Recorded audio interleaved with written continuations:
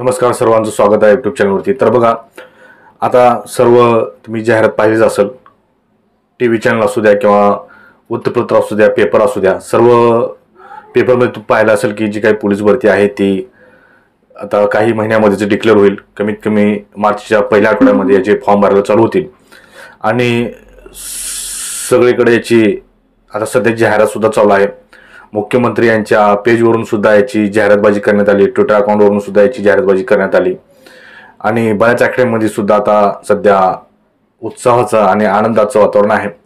परंतु गेल्या वेळेस ज्या मुलांनी जी मुलं वयवाढीच्या दरम्यान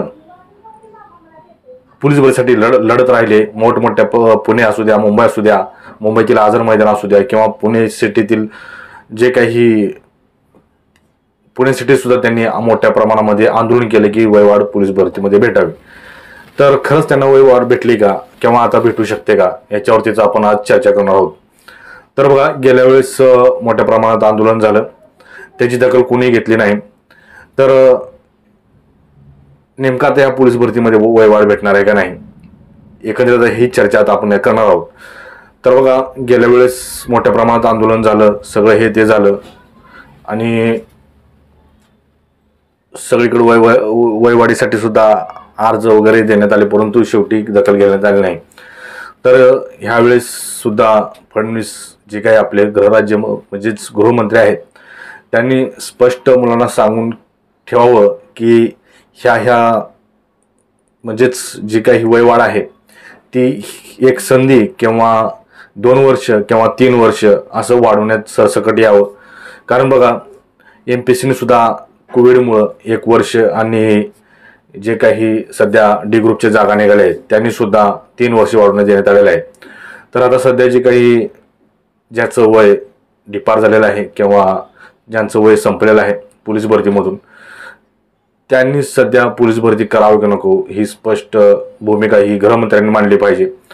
कारण बघा, सध्या जी काही वयवाढ संपलेली आहे, म्हणजे जे काही ज्याचं वय संपलेलं आहे ते सध्या मुलं संभ्रमात आहेत की आपण पोलीस भरती करावी का नको, किंवा आता जी काही मुलं जॉबला आहेत ते सुद्धा हे जॉब सोडू का नको, म्हणजे हे करू का नको, नेमकं अशा संभ्रमात आहेत। हे जर आपण करू म्हणजे हे काम हातलं सोडून जर भरतीच्या मागे लागलो आणि भविष्यामध्ये जर जाऊन वयवाढ नाही भेटली तर परत घरकाना घाटका होण्याची त्यांच्या मनामध्ये शंका आहे। त्यामुळे गृहमंत्र्यांनी सध्या आता तर जागा त्यांची फिक्स झालेली पोलीस भरती सुद्धा होण्यामध्ये जमाच आहे। कारण त्यांच्या सर्व ट्विटर अकाउंट असू द्या, फेसबुक अकाउंट असू द्या, त्यांच्यावर त्यांनी जाहिरातबाजी केलेली आहे की 10,000ची पोलीस भरती काही महिन्यामध्ये तर चालू होणार, असं त्यांचं जाहिरातबाजी सध्या चालू आहे। तर त्यांनी एक विनंती आहे की त्यांनी सुद्धा आता सध्या वयवाढ जी आहे 3 वर्ष 2 वर्ष किंवा सरसकट एक संधी म्हणून याचा उल्लेख करावा आणि एक जाहिरात पटकीने आपल्या वेबसाईटवरती किंवा तुमच्या फेसबुक असू द्या किंवा ट्विटर अकाउंट असू द्या याच्यावरती तुम्ही जाहिरात सांगून टाका की वयवाढ ही भेटणार आहे। कारण जे काही मुलं सध्या संभ्रमात पडलेले आहेत ते त्यांना समजत नाही की नेमकं आम्ही काय करायचं आहे। कारण का गेल्या वेळेस सुद्धा इतक्या मोठ्या प्रमाणात आंदोलन करून सुद्धा गृहमंत्र्यांनी दखल घेतली नव्हती।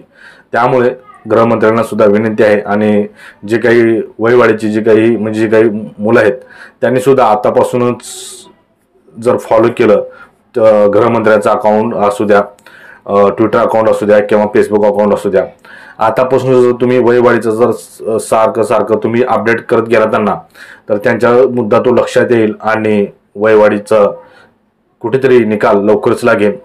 तर हा व्हिडिओ इथपर्यंतच होता। तर तुम्हाला विषय समजला असेल, शक्यतो वयवाढ भेटेलच या हिशोबाने सर्वांनी प्रॅक्टिस चालू ठेवा। आणि महत्त्वाचं म्हणजे बघा, मार्चच्या पहिल्या आठवड्यापासून याचे फॉर्म भरण्याची तारीख सुरू होणार आहे। मार्चचा पहिला आठवडा म्हणजे 3-4 तारखेपासून याचे फॉर्म भरण्यास सुरुवात होणार आहे, हे सुद्धा तुम्ही लक्षात ठेवा। आणि आपण गेल्या वेळेसच जे काही आता पेपरला येत आहेत त्याच्या अगोदर आपण आठवडाभर म्हणजे आपण व्हिडिओ बनवता की पोलीस भरती ही निघणार आहे।